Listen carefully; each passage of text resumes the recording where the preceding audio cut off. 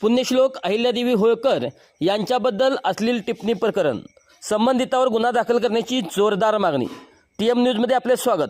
जयसिंगपूर शहरात पुण्यश्लोक अहिल्यादेवी होळकर यांच्याबद्दल सोशल मीडियावर अश्लील व अपमानकारक टिप्पणी करणाऱ्या सुनील गोपाळ उभे या विकृत व्यक्तीविरुद्ध कठोर कारवाईची मागणी करण्यात आली आहे।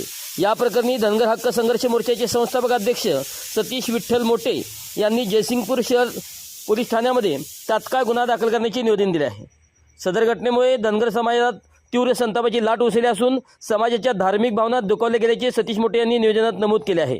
संबंधित व्यक्तीने फेसबुकवर पुण्यश्लोक अहिल्यादेवी होळकर यांच्याविषयी केलेली अश्लील व बदनामीकारक टिप्पणी ही समाजविघातक असून त्यामुळे सामाजिक सलोखा धोक्यात येण्याची शक्यता असल्याचा इशारा देण्यात आला आहे।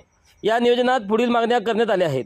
संबंधित सुनील गोपाळ उभे याच्यावर IPC कलम 153A 295A 505(2) आणि IT ॲक्टनुसार गुन्हा दाखल करावा, अशा विघातक प्रवृत्तीवर कठोर कारवाई करण्यात यावी।